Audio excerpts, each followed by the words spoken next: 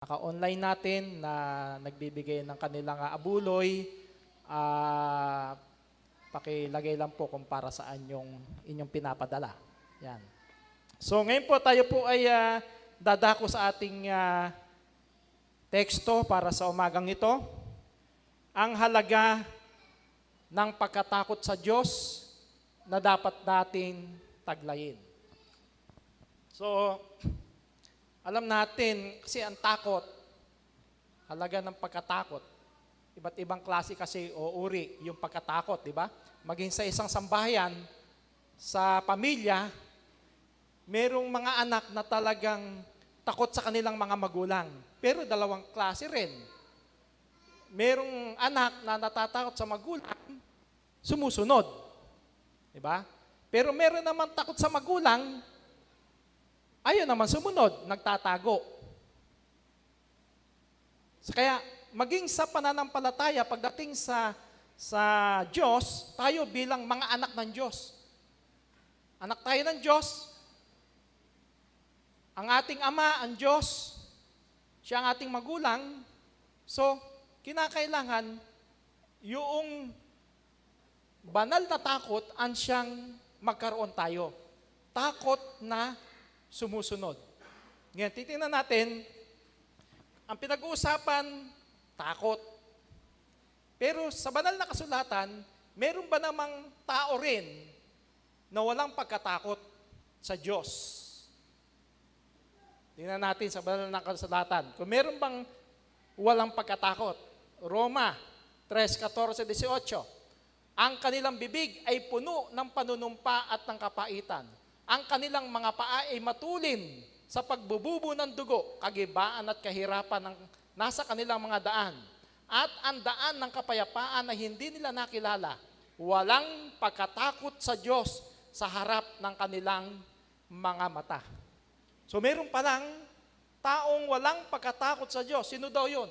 Ayun, yung mga gumagawa ng masasama, matulin sa pagbububo ng dugo, mga karahasan, paggawa ng masama. Ibig sabihin, wala pala sila talagang tunay na pagkatakot sa Diyos sapagkat lumilihi sila doon sa utos ng Diyos. Eh sinong tao ang may takot sa Diyos?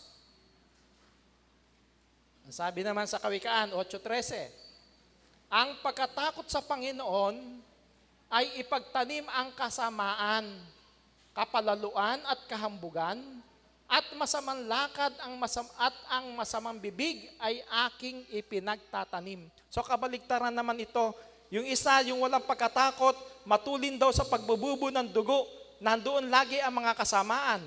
Pero yung mayroong takot sa Diyos, ayun sabi sa English, the fear of the Lord is to hate evil. Ipagtanim ang kasamaan, to hate evil. Hindi kinamumuhian. Ayaw niyang gumawa ng masama. Yun ang tunay na may takot sa Diyos. Diba? Yung hindi gumagawa ng masama. Ngayon, kapag may takot ka sa Diyos, ano ang gagawin mo ba? Kapag meron kang takot sa Diyos. Ecclesiastes 12:13. Ito ang wakas ng bagay. Lahat ay narinig. Ikaw ay matakot sa Diyos at sundin mo ang kanyang mga utos sapagkat ito ang buong katungkulan ng tao. Kaya yun yung may talagang takot sa Diyos. Banal na takot sa Diyos.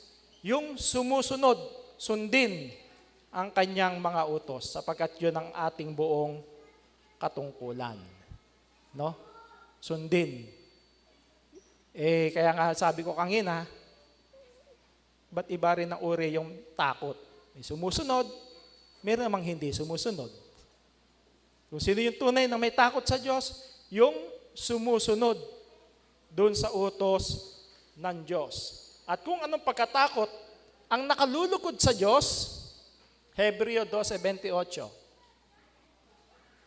Kaya't pagkatanggap ng isang kahariang hindi magagalaw ay magkaroon tayo ng biyayang sa pamamagitan nito ay makapaghahandog tayong may paggalang at katakutan ng paglilingkod na nakalulugod sa Diyos. Di ba?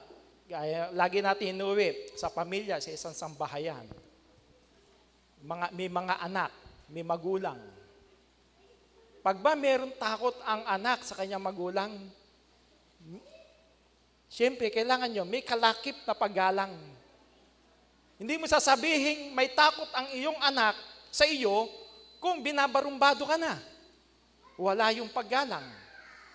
Kaya yung tunay na may takot, maging sa Diyos, mayroong paggalang. Tingnan din natin.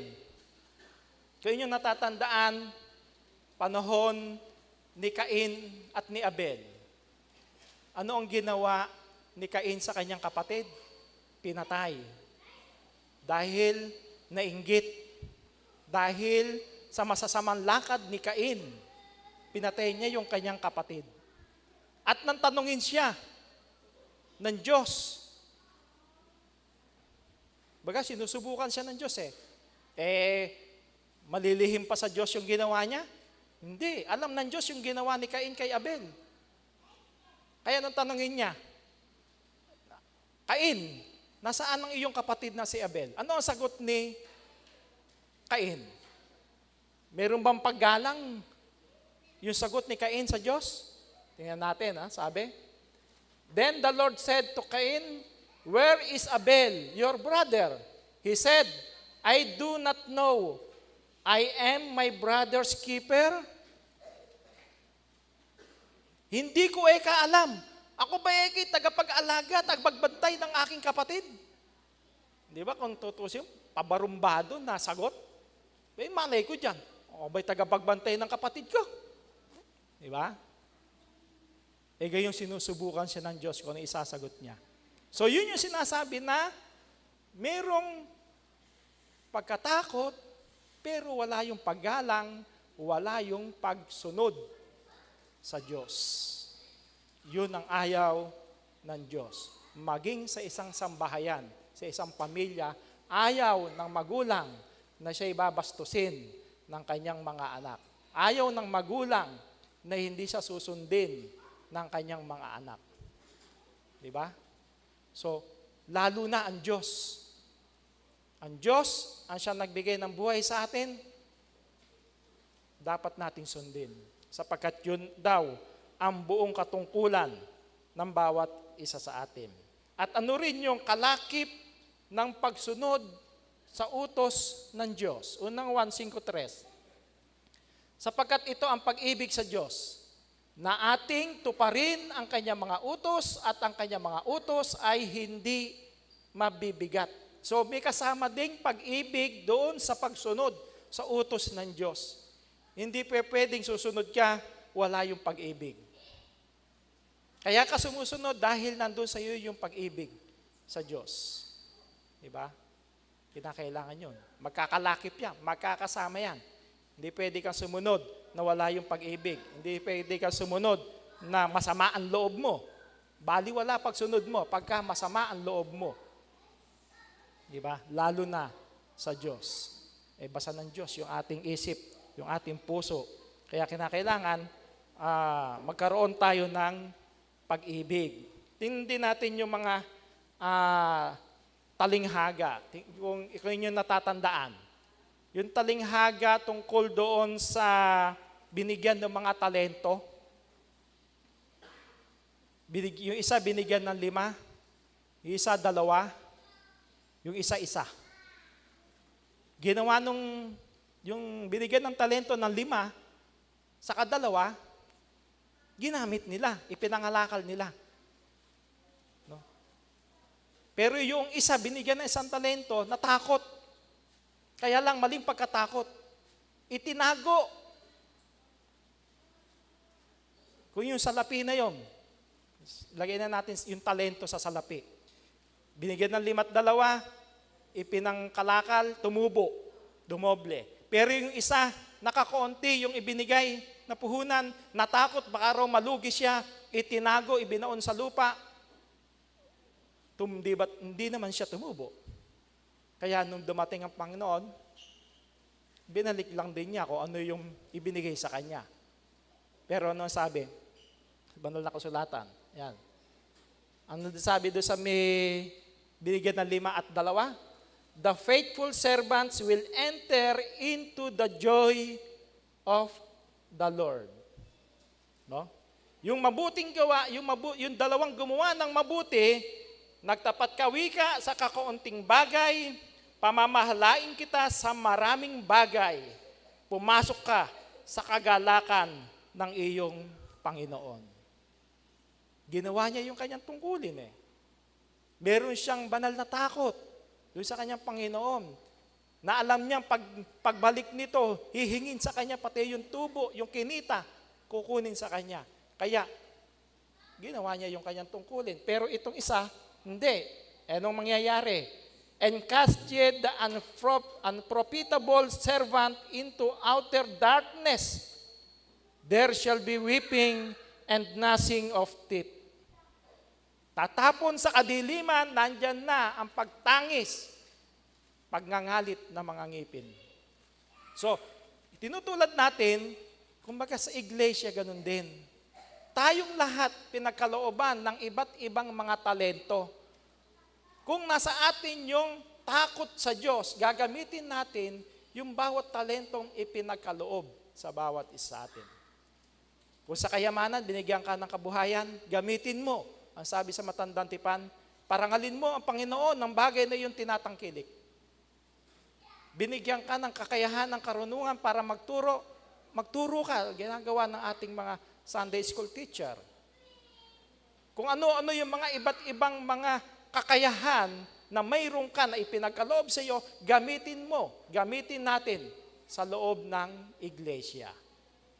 Bigyan tayo ng bibig para umawit, umawit tayo. Sabay-sabay tayong umawit. Walang pangit na tinig pagkasama-samang pumuri at dumakila sa Panginoon. Diba? So, yun ang dapat nating gawin. Yung mga kaloob na mayroon tayo, iba-iba tayo. Diba? Sabi nga sa banal na kasulatan, yung sa iglesia, mayroon isang katawan, at sa katawan, iba-iba ang sangkap. No? Kaya tayo, iba't iba rin yung kakayahan ng bawat isa sa atin na ipinagkaloob natin. Ang mahalaga, kay maliit yan, kay malaki yan, na gamit mo para parangalan ang Panginoon. Para gamitin sa loob ng iglesia. Pero kung binigyan ka, ipagdadamot mo, yung mga karunungan na ipinagkaloob sa'yo, ayaw mong gamitin, doon na nga. Asan yung banal na takot sa Diyos? Sa ganitong mga pananambahan, kung nasa atin yung banal na takot sa Diyos, nandito tayong lahat para pasalamatan ng Panginoon, para purihin ng Panginoon.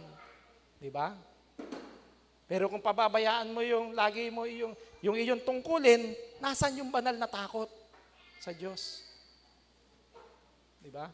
So, kailangan talaga na gamitin natin yung ating buhay. Lagi ko nga sinasabi, maikli lang buhay natin. Hindi rin natin hawak yung ating buhay. No?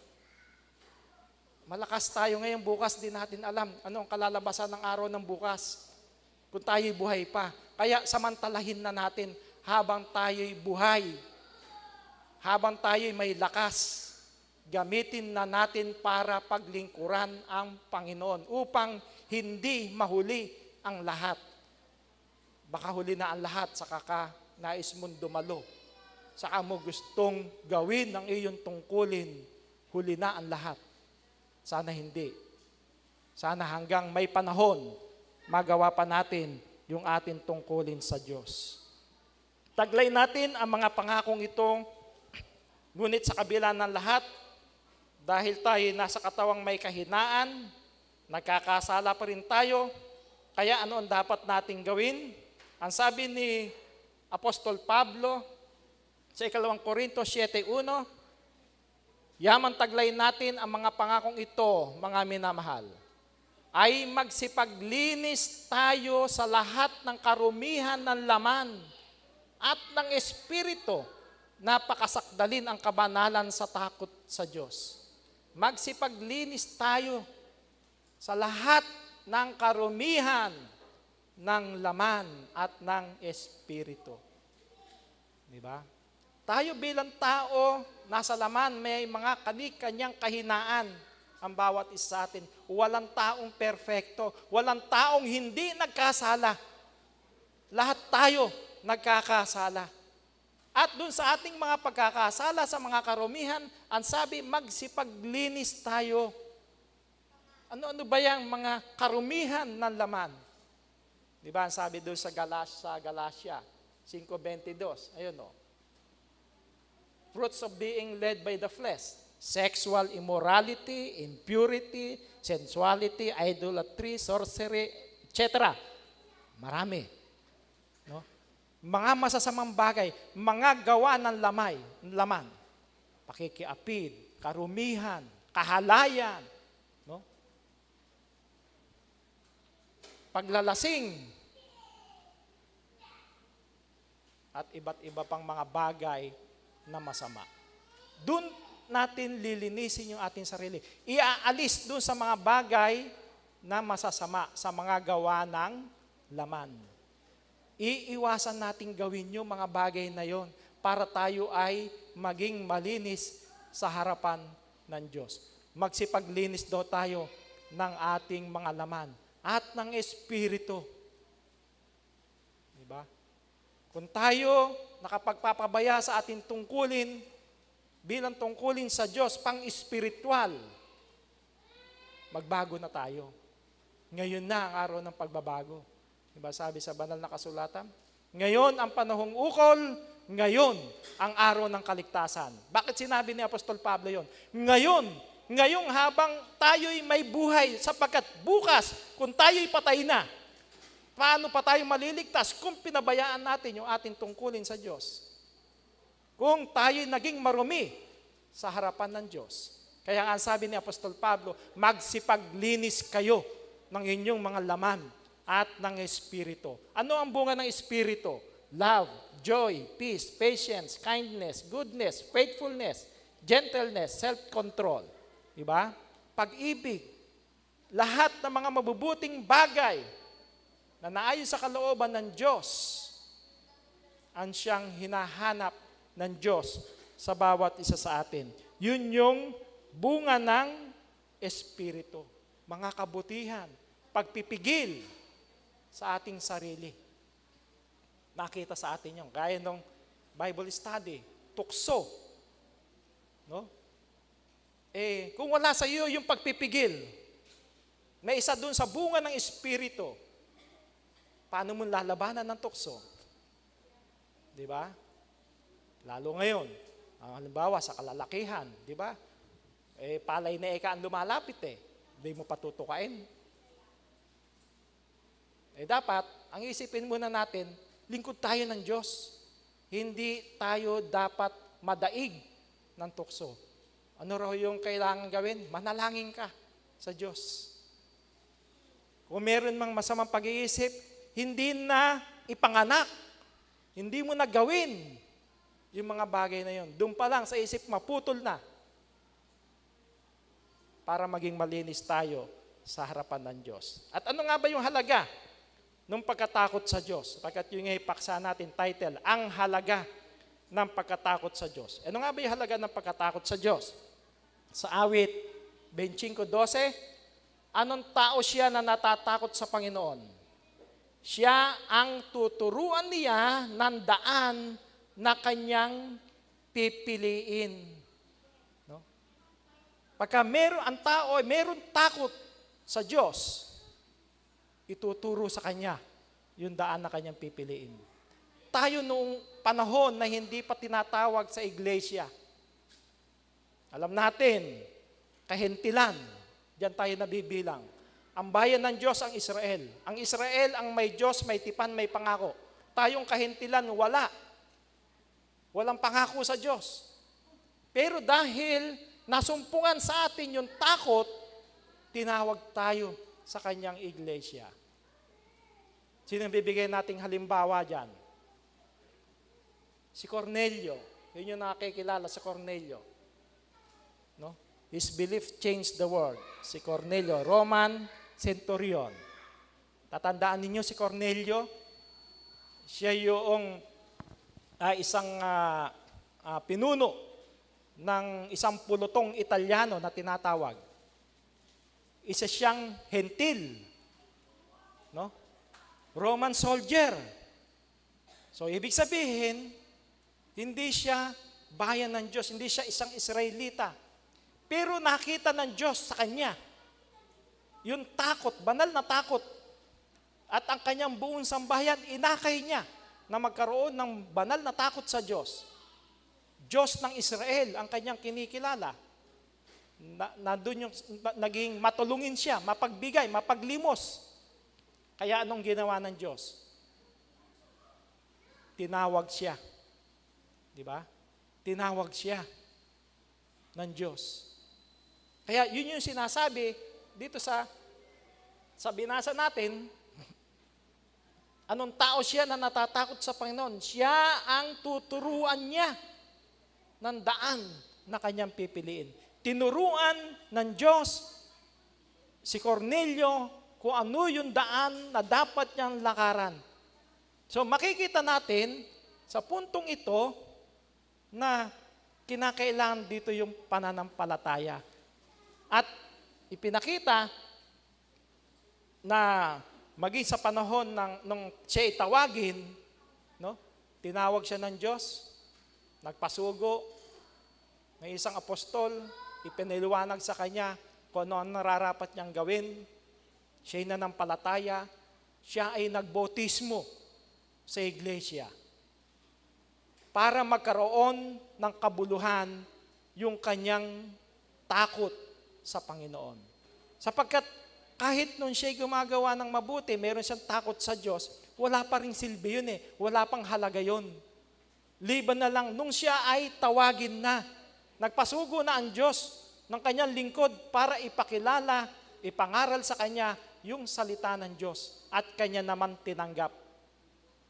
Kaya makikita natin, hindi lang kailangan yung nananampalataya ka. Kasi doon sa mga talatang pinagkunan natin yan, ang sabi, siya ay sumampalataya ka lang at ikaw ay maliligtas. Sumampalataya siya, pero may kasunod na ginawa.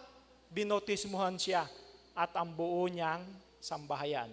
Doon nagkaroon ng silbi yung kanyang banal na takot sa Diyos. Ano pa yung halaga sa atin nung pagkatakot sa Diyos? Beginning of wisdom and understanding. Yun yung halaga, isa pa sa halaga nung pagkatakot sa Diyos. Ang pagkatakot sa Panginoon ay pasimula ng karunungan. May mabuting pagkaunawa ang lahat na nagsisisunod ng kanyang mga utos. Ang kanyang kapurihan ay nananatili magpakailanman. Yung pala, pasimula ng karunungan, yung pagkakaroon ng banal na takot. Kaya yun nga yung nangyari kay Cornelio. Meron siyang banal na takot sa Diyos. Sinamba niya ang Diyos. Pasimula ng karunungan, ipinakilala na sa kanya kung sino yung Diyos na dapat niyang sambahin. Ano pa yung halaga? Ano pagkatakot sa Diyos? God will protect you. Diba? Ano sabi sa awit? Awit 91:11, saka awit 34:7, sapagkat siya'y magbibilin sa kanyang mga anghel tungkol sa iyo upang ingatan ka sa lahat ng iyong mga lakad. Ang anghel ng Panginoon ay humahantong sa buong palibot ng nangatatakot sa kanya at ipinagsasanggalang sila. Yung pala, ang isa sa halaga ng pagkatakot sa Diyos, protektahan, ipagsasanggalang tayo ng Diyos. Sa pamamagitan nito, sa pamamagitan daw nung kanyang mga anghel. Kaya makikita natin, tayo, meron talagang mga guardian angel. Kung sino yung may guardian angel, yun daw nangatatakot sa kanya. Yung sumusunod, yung takot na sumusunod sa Diyos, yun ang mayroong guardian angel ng Diyos. Isusugo daw niya sa atin. Iingatan tayo. Ipagsasanggalang tayo ng anghel ng Diyos. Kaya hindi lang pala yung mga sanggol. Kasi di ba sabi, mga sanggol, yan ang mga ariing karapat dapat sa kaharian ng Diyos. No? Na nakikita wika yung mukha ng mga anghel, ng mga sanggol. Tayo man, sa kabuuan, sa loob ng iglesia, yung mga nangatatakot, merong guardian angel, ipagtatanggol, ipagsasanggalang, tutulungan ng anghel ng Diyos. No? Ano pa ang sabi? Kung ano pa yung halaga, ano pang halaga nung pagkakaroon natin ng banal na takot sa Diyos? Protection for you and your children. Hindi lang ikaw, kundi pati ang iyong sambahayan, ang iyong mga anak, poprotektahan ng Diyos. Psalm 103:17, ngunit ang kagandahang loob ng Panginoon ay mula ng walang pasimula hanggang sa walang hanggan, sa nangatatakot sa Kanya, at ang Kanyang katwiran ay hanggang sa mga anak ng mga anak. Hanggang kaapu-apuhan pala. Di ba? Yung kagandahan loob ng Panginoon sa buong pamilya nung mayroong takot sa Kanya. Tutulungan yung buong sambahayan. Di ba? Sabi, unto children's children. Hanggang sa mga apo. Andun ang pagtulong, paggabay ng Diyos.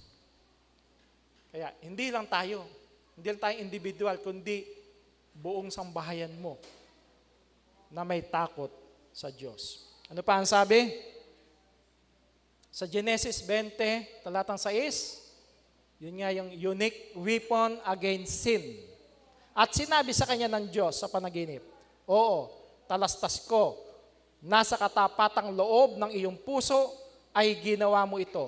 At hinadlangan din naman kita sa pagkakasala ng laban sa akin. Kaya hindi ko ipinahintulot sa iyong galawin mo siya. Tutulungan ka rin pati doon sa pagkakasala. Tutulungan ka na may iwasan yung pagkakasala, gaya rin ng Bible study natin kanina. No? Hindi niya itutulot na tayo tuksohin ng higit sa ating makakaya. Sapagkat tutulungan tayo. Kung meron tayong banal na takot sa Diyos, no? Hahadlangan niya yung pagkakasala na yon. Hindi niya itutulot na matukso ka. Kundi gagawin ituturo sa iyo ang paraan ng pag-ilag. Bakit lingkod ako ng Diyos Diba? Iglesia rin ako ng Diyos. Bakit ako natukso? Ikaw may pagkakasala. Ikaw ang hindi gumawa ng kalooban ng Diyos. Diba? Tinuturo na sa iyo ang paraan, pero ikaw pa rin ang lumalapit. Hinahadlangan mo, ikaw na ang humahadlang doon sa mga paraang itinuturo ng Diyos sa iyo. Kaya mo nagawa ang pagkakasala. Pero kung nasa atin, bawat isa, yung pagkatakot sa Diyos, kung dumarating ang mga tukso sa buhay, hahadlangan ng Diyos yan, makipagtulungan din naman tayo. Di ba? Kasi, paano kung tinuturo sa iyo ng Diyos yung paraan?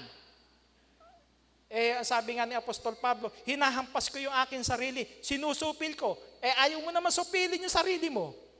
Di nasa iyo ang pagkukulang. Nasa iyo ang pagkakamali. Kaya kinakailangan, tayo rin, bilang nandito sa katawang may kahinaan, ang siyang susupil sa ating sarili. Hahampasin, susupilin ang ating sarili para hindi madaig ng tukso, upang hindi magawa yung mga bagay na labag sa kalooban ng Diyos. So, hahadlangan daw yan ng Diyos. Diba? Kung tayo'y makikipagkaisa. Ano pa ang sabi? Kung ano pa ang mga halaga nung takot sa Diyos. You will be blessed. Purihin ninyo ang Panginoon. Mapalad ang tao na natatakot sa Panginoon, na naliligayang mainam sa kanyang mga utos. Ba? Blessed is the man who fears the Lord. Mapalad pala. Kapag meron tayong takot sa Panginoon. Diba? Na laging kaligayahan daw natin yung sumunod sa utos ng Diyos. Makita sa atin lagi yung na lagi nga sa araw ng ganitong pagkakatipon, lagi nating pinananabikan na dumating yung araw na ito, sapagkat araw na kung saan tayong lahat ay nagkakatipon, isang tinig na nagpapasalamat sa Diyos. Mahalaga sa Diyos yun. Mahalaga sa Diyos yung, sa paningin ng Diyos, yung tayong lahat sama-samang umaawit sa Diyos, nagpapasalamat. Di ba? Kahit naman sa isang pamilya, di ba? Kung halimbawa, malaki pamilya mo. Tapos, yung pinakamatanda, doon sa pamilya, magseset ng reunion. Kung yun ay lolo at lola, matanda na. Abutin mo yung edad ni Enrile, 100 taon. Tapos, nagpatawag ng reunion. Diba? Lahat ng mga anak, lahat ng mga apo, kinakailangan pumunta sa pagtitipon. Pagkatapos nung dumating yung oras ng pagtitipon ng reunion, iilan ang dumating, maraming wala. Ano ang nasa damdamin nung pinakamatanda doon sa pamilya? Yung kanilang magulang, malulungkot. Bakit iilan tayo? Bakit yung iba hindi nakarating? Di ba ganyan ang magiging damdamin ng isang magulang? Pero kapag kakumpleto yung kanyang pamilya, anong ligayang madarama nung mga magulang na yon, sapagkat nakita niya yung kanyang buong pamilya na buo. Parang doon napanood ko doon sa sa YouTube. Ang ginawa ng isang tatay, kung mo yung kanyang mga anak, malalayo. Nag-iisa sa bahay, matanda na siya lang ang laki-laki ng bahay niya, siya lang mag-isa sa bahay, siya nagluluto ng sarili niyang pagkain. Anong ginawa niya? Nagpadala ng mga letter na siya ay patay na. Nagpadala sa ibang tao, nag-utos ng tao para sabihin, patay na yung tatay niyo. Anong ginawa no? Nag-uwian lahat. Nung sila yung nag-iimpake, galing sa iba't ibang mga bansa o sa iba't ibang mga lugar, nag-iiyakan. Pero nung dumating sa bahay, nakita nila nandun yung kanilang magulang buhay. Maligaya yung kanyang mga anak sapagkat buhay pa panala yung kanilang ama. At naging maligaya din yung tatay na yon sapagkat nakita niyang muli na buo ang kanyang pamilya. Yun nga, hihintayin pa ba? Kung pagdating sa kamatayan, hihintayin pa ba natin na dumating sa atin yung kamatayan bago natin maalala yung ating paglilingkod sa Diyos? Di ba? Wag. Dapat ngayon tayong may lakas pa. Ngayong kaya pa nating paglingkuran ng Panginoon. Di ba ang sabi sa matandang tipan? Alalahanin mo ang Diyos ang may lalang sa araw ng iyong kalakasan, sa araw ng iyong kabataan, habang ikay may lakas pa. Alalahanin mo siya. Yun ang tungkulin kasi ng bawat isa atin. Paglingkuran ang Diyos. Yun ang tunay na may banal na takot sa Diyos. Ano pa yung halaga sa ating buhay physical? Ano? Halaga ng pagkatakot sa Diyos.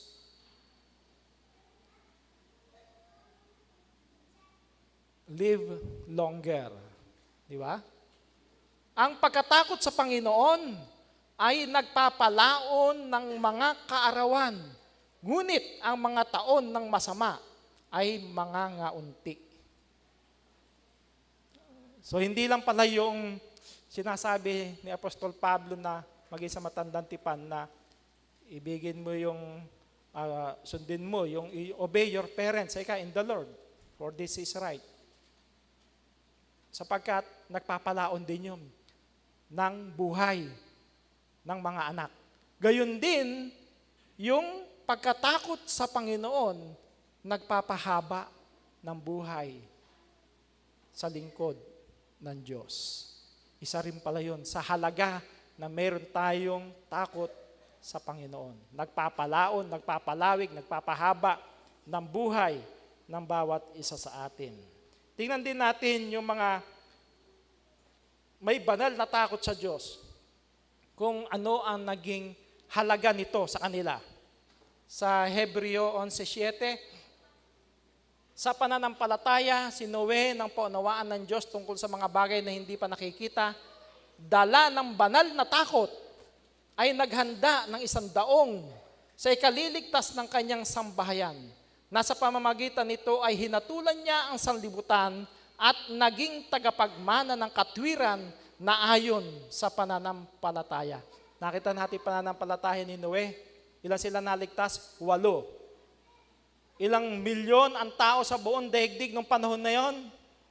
Marami. Pero 8 lang sila. Sambahayan lang niya ang may banal na takot ang siyang sumunod sa utos ng Diyos. Ano ang naging halaga sa kanila? Naligtas sila physically. Di ba? Sa kanila muli nagmula yung bagong henerasyon ng tao sa sanlibutan. Naligtas sila. Physical lang ba? Hindi. Pati sa spiritual, sapagkat ang sabi, at naging tagapagmana ng katwiran na ayon sa pananampalataya. Hindi lang pinahaba ang kanilang buhay, hindi lang sila naligtas sa malaking baha, kundi pati ang kaligtasan ng kanilang kaluluwa sangkot doon sa pagkakaroon nila ng banal na takot sa Diyos. Kaya, ano ang pangako?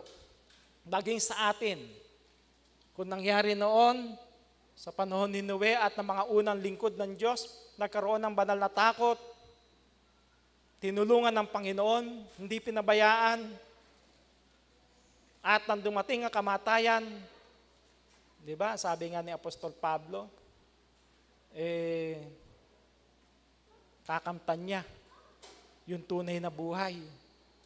Yung buhay na pangako ng Diyos sa kanya dahil siya'y naging matapat na lingkod ng Diyos, nagkaroon ng banal na takot sa Diyos. Sa atin din naman, ano ang pangako sa bawat isa sa atin? There is a promise. Ano yung promise? At ito, ang pangakong kanyang ipinangako sa atin, ang buhay na walang hanggan. Eternal life. Ang siyang pangako sa atin. Kung ating pahahalagahan ang pag-ibig sa Diyos, pahahalagahan ang magkaroon ng banal na takot sa Diyos na sumusunod. Sumusunod sa utos ng Diyos. Hindi lumalayo, hindi nagtatago, kundi naglilingkod sa Diyos. Diba? Ang pagsunod, yung ginagampanan mo, yung tungkulin mo sa loob ng iglesia. Doon mo may pakikita na tunay na mayroong kang banal na takot sa Diyos. At naway, ito ang ating makamit. No? Yung halaga ng pagkatakot sa atin, pagkatakot sa Diyos, magkaroon ng halaga sa bawat sa atin, makamit natin yung promise na yun, yung pangako na yun ng Diyos na buhay na walang hanggan kung tayo'y susunod at mananatiling lingkod ng Panginoon. Pero, yun ang nakalulungkot, yung kabilang side, pagka ating pinabayaan yung ating tungkulin. Pagka yung isang side ng pagkatakot ang ating kinuha, isang takot na hindi sumusunod, umiiwas, nagtatago, di ba? Ang sabi sa banal na kasulatan, Apokalipsis 21:8, at sa mga duwag. Sino yung mga duwag? Hindi yung duwag doon sa suntukan, hindi yung duwag doon sa away. At sa mga duwag, sino yun? Yun yung mga ayaw sumunod sa utos ng Diyos.